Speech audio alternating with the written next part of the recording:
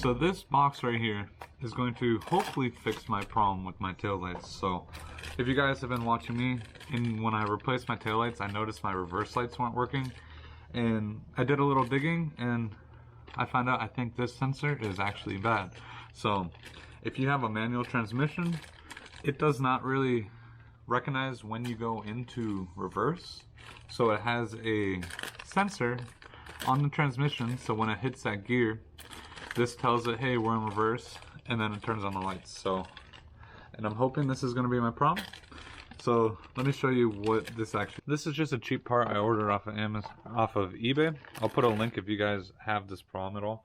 But right here, this is the sensor for the reverse backup lights. So, and this is like a press sensor, so you press this down and then I guess that senses when it hits reverse.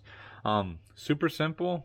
It is just a little bit awkward to actually get to in the engine bay, as well as it comes with a crush washer as well to seal it up.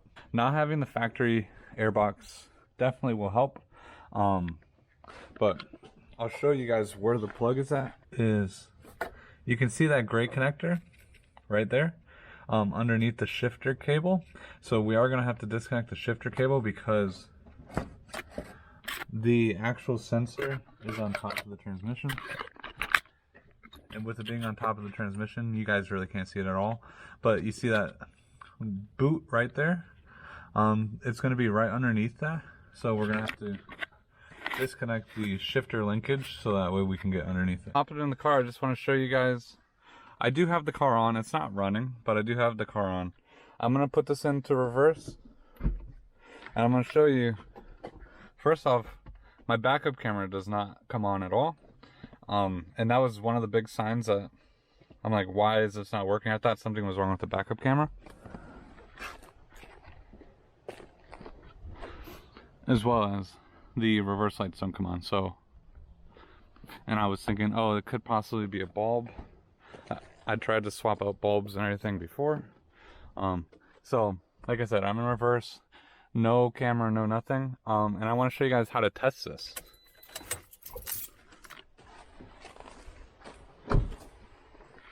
So, very easy way to test this. I'm going to disconnect that plug down there. I got this plug disconnected down here. You can see it right there.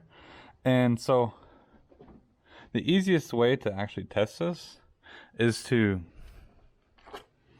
grab a paper clip, bend it in the shape of a U, and then just plug this into each one of the pins that are on there.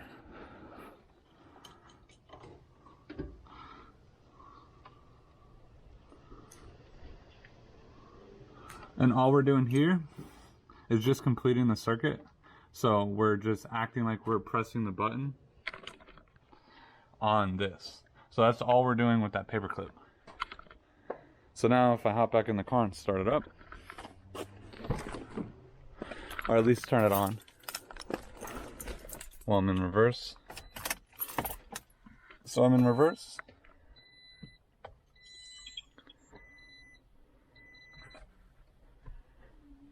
And look at that, my backup camera is working. As well as my lights. So if you guys do have a manual transmission and you're curious how to test this, very simple way. So, and like I said, for me, it's very simple because I have not had to take apart anything because my factory airbox is not in the way. But if you guys have your factory airbox, it might be a little bit more time consuming just to check it. But now let's take out the old sensor and swap in the new one. So like I said, it's pretty simple, just disconnecting it. There is a clip that we have to slide off the transmission that's holding on to this bottom plastic piece right here, but you should be able to slide that off. And then like I said, we do have to take off the shifter, one of the shifter linkages, so that way we can move it out of the way. Alright, so I just loosened up my oil catch can and just moved it out of the way, so that way it'd give me a little bit more access to here. So there's gonna be like a retaining clip on the shifter like thing to hold it in place. I'm just gonna grab some pliers and okay, I don't think that's going anywhere. I could just loosen up where the shifter bushing is. It does not really give me that much room. But if you look where the two wires are, right where my thumb is at, there's a hex that is identical to this one. So I'm gonna figure out what this is, and hopefully I can get like something in there, and then we can loosen that up. Alright, so it looks like it's a 1 1/16, which honestly I do not think I'm gonna be able to see. Alright, and something I noticed too on the old one is it had this little plastic clip on it. The new one I bought didn't come with it, so it's not going to be as clean of an install as I would like it to be.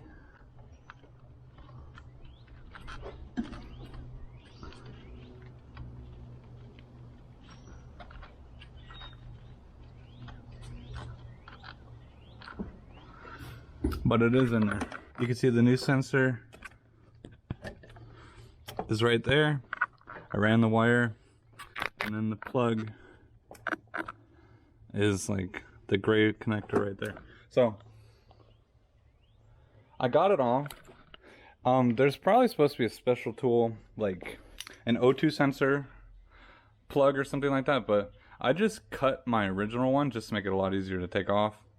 And the new one, I just put my socket on top of the wire and I just slowly tightened it. I didn't like force it onto it. I just kind of hand tightened it, so that way I didn't pinch the wire as much as like as if I like forced it on there. So now let me connect my shifter cable back.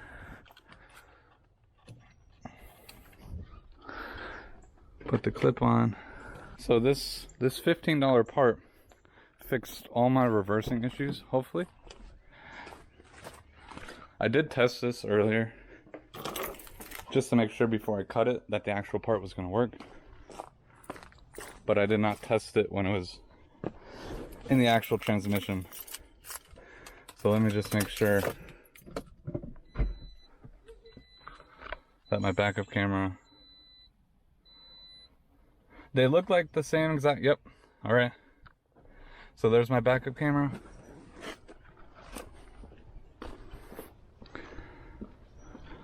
And my reverse lights. So that was a very, very simple yet stupid way to lose my backup camera. I've honestly been out without a backup camera for like probably like almost a year, honestly. Like probably the first couple months that this was happening, like the backup camera would work on and off, and I just thought it was the backup camera issue. But then when I did those taillights, that's when I noticed that I had no taillights either. Or not taillights, but brake lights. And so that's what led me to trying to search. Because the thing is, this is a very, like, this is not a common problem. And so it's like, I didn't even know how to search, like, what it was. Because I was thinking it was a fuse. And when I searched that, it was like, there's only one fuse for the taillights. And so it's like my taillights, everything, my brake lights, everything are working, but my backup lights are not. And then to find out, the manual transmissions have a specific little sensor on it to tell it when it's in reverse or not. So, but again, if you guys are having this issue or ever do have an issue where your reverse lights are not working, I'll put this down in the description, so that way it'll save you guys from doing a lot of research, and this will fix your problem like super immediately and easily. So, I mean, you can get the one from Toyota, but obviously that one fails as well. So it's not like spend the extra money to get a Toyota one. I think a Toyota one was like $35, $40, depending on where you bought it from. And this one was like $15, $16 on eBay. So, and everything seems to be working fine. So another problem I was having, and this happened to me about a week ago, maybe a week and a half ago. One morning I went to go start my car, and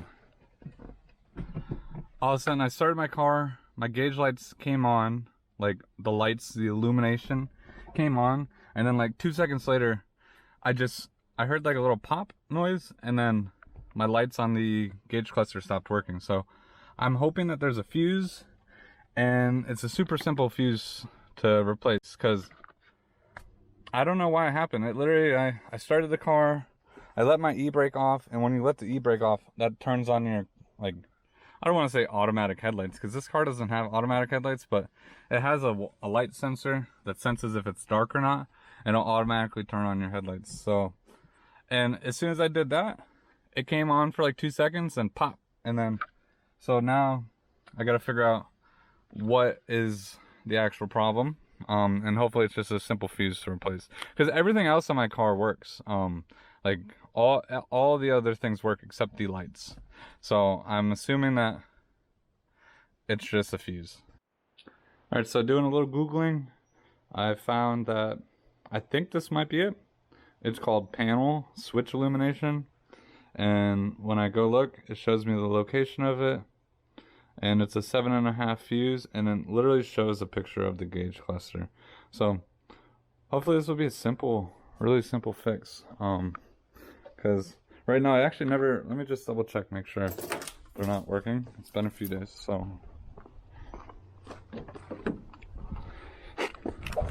And it might be hard to tell during the daytime or whatever, but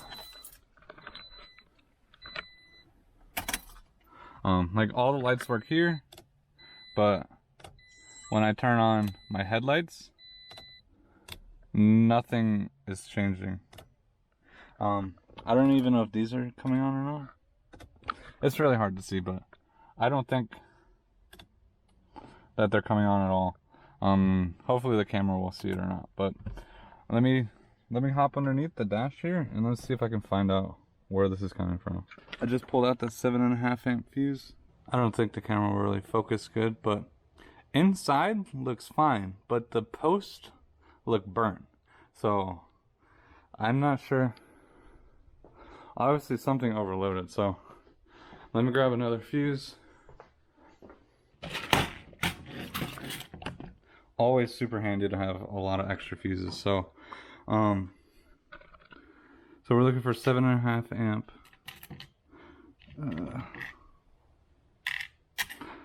Okay, so I know I have more fuses somewhere.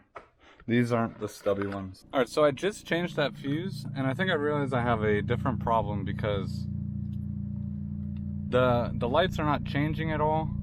I turned my headlights on, and I noticed these bulbs are not on. So there's another fuse or something that blew, and it wasn't that one. So let me try to dig into that and see what it is. Alright guys, so it's actually a week later, and I could not figure out what was causing that short, and I also needed to get more fuses anyways, so I just ordered a set on Amazon. It's like this set right here, comes with 140 low profile fuses. I think I paid like $6 for them, versus literally when I went to AutoZone, I think I paid like $5 for 5 fuses. So that is actually a lot better. But the culprit was something I did not think was going to happen, but I kind of jinxed myself because I kind of mentioned it in my exhaust video in the first place. But that exhaust gets really hot down there, so I guess that turbo does produce a lot of heat. And so literally my bumper lights that I had here just melted through, and I guess this was shorting out on the frame or something, and that's what kept causing it to short circuit and then just blow the fuse. But look at this, guys. Look at what this is literally. You know, it's like I have been driving and I have noticed, like, I have smelled a little bit of burning before, but I honestly thought it was my clutch, because I know my clutch is kind of slipping as well. But literally, this thing is like cooked. I cannot believe this. This thing literally should extend out all the way like out here somewhere, because it goes past the bumper here, and it's nice and melted. So yeah, I do have a problem, and I need to try to figure this out. Here's a better look at that. That thing is getting super hot over there. And also too, I noticed my bumper is like cracking here, and it looks like it's kind of getting hot, and that explains what is going on over here. So yeah, I do definitely am going to need to get that fixed sooner or later. So, but I mean, you can like see like the char coming off that is like ridiculous. I did not think that would ever happen. So here's my other wires. I need to cut these and get these all crimped together again. But yeah, so there's my short circuit.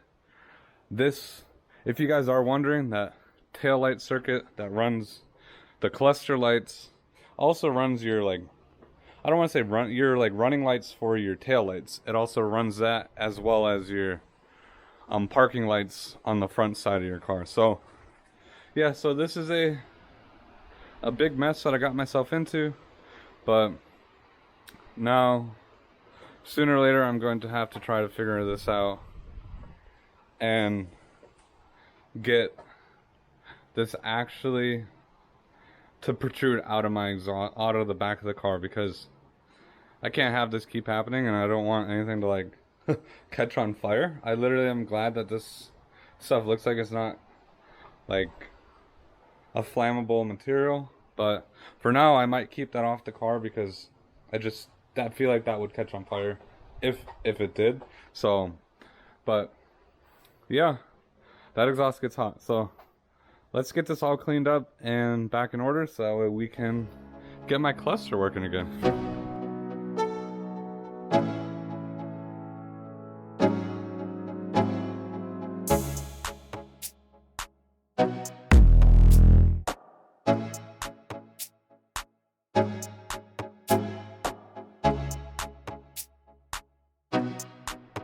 Alright guys, so I'm just taking all this wiring off right now, because some of it is like completely fried. So, and I wasn't going to try to reuse some of this stuff. Like, look at like all the exposed copper.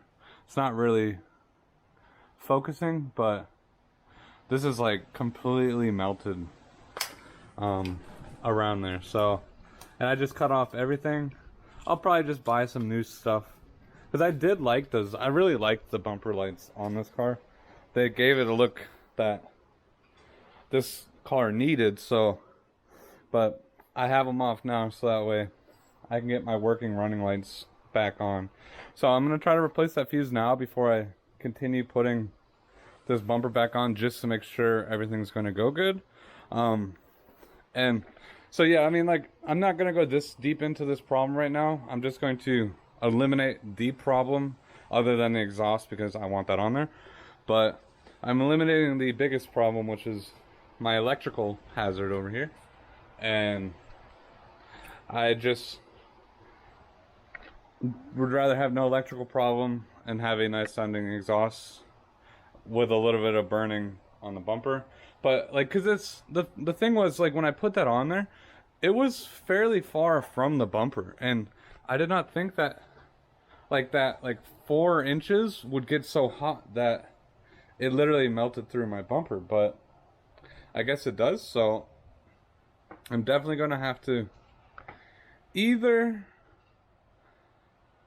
I don't know, you guys let me know, should I just do a 10.5 gen bumper swap and get the S kit? I'm still kind of debating on what I want to do. I might do that, but I need to figure out if the bumper will fit the normal trunk lid, or if you have to swap out the trunk lid. And if you do, then I'm going to lose my lights, which I do not want to do. So I need to figure that out, is if I could just get a 10.5 gen bumper and put that on without having to swap the trunk but I'm not sure. I will have to try to investigate that and see. But yeah, let me swap out this fuse real quick, and then let me make sure I have all lights running again. All right, so I just swapped out my fuse, a 10 amp fuse. Didn't blow. Turned on my headlights. Everything's working good. So that was my problem, were those bumper lights. So if you guys do this, just make sure your wires are far away from your exhaust.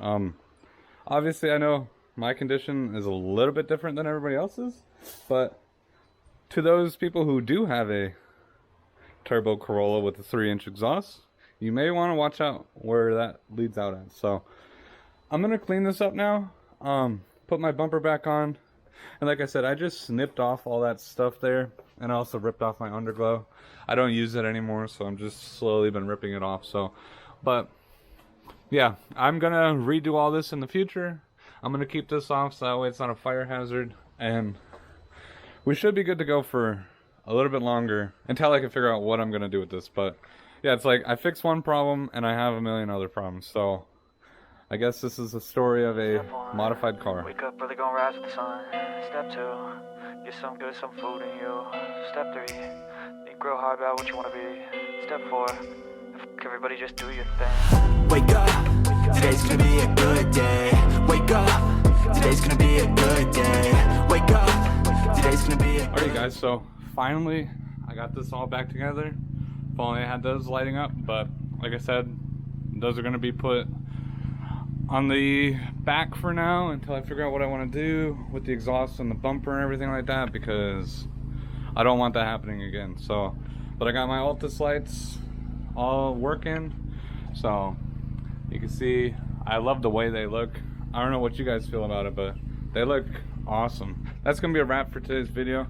I got that electrical issue kind of solved, and knowing that it was just my exhaust just getting way too hot. So, but with all that being said, thank you guys so much for watching. If you guys are new, don't forget to smash that like button, subscribe to the channel, and I'll see you guys next time.